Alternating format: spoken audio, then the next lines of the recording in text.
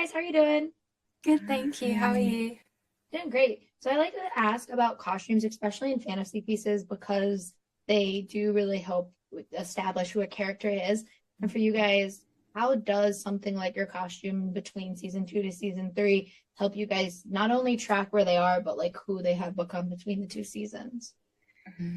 My costumes this season, I were incredible, and Sharon Gillam did the most incredible job in designing. And I think exactly as you said, it really Elaine's evolution from season two to season three was just from the moment I had the first costume fitting of her episode one costume, it was just so apparent. We had this like inside joke that Elaine had like been to Ibiza for the summer, and she was like, because the whole costume just brought to life this essence that she has really grown up in between season two and season three, and her world has opened. I think she's a lot freer, and she's a lot more open to the possibilities and the opportunities that this world has to offer her, and that is just it's brought to life by the beautiful costumes and the colors and everything. It was amazing.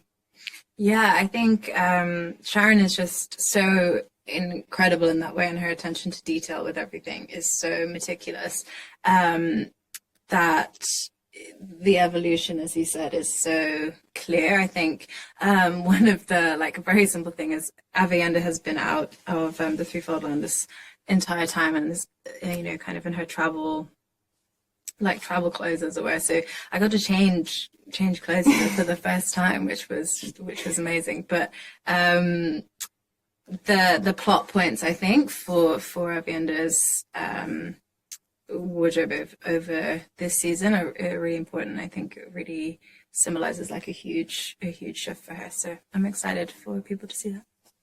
Yeah, and one of my favorite things, I love this show because everyone has such interesting backstories and names, and it's such a beautiful piece. And then there's Matt, and it makes me always think, like, when you're writing, like when you're an actor and you're in a scene and there's somebody who has an elaborate name or whatever it is, what are some of your techniques of keeping track of all of these characters and their unique qualities, names, and everything when you yourself are doing like your acting work for your character?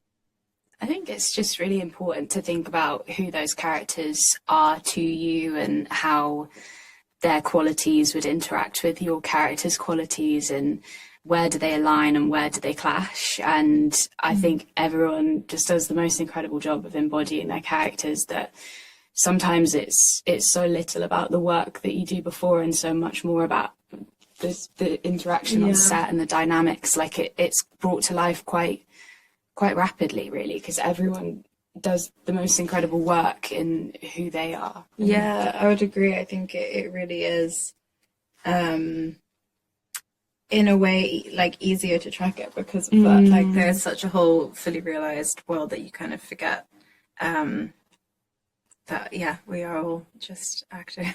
But also, the worlds are huge. So on a very practical level, we don't interact with everyone. So the world that you have and the characters you interact with versus the whole story and the kind of things you get to see is very different. So I think in that sense it's okay. Thank you guys so much for talking with me. I really appreciate it, and I can't wait for everyone else to get to see season three. Thank you so much. Have a good day.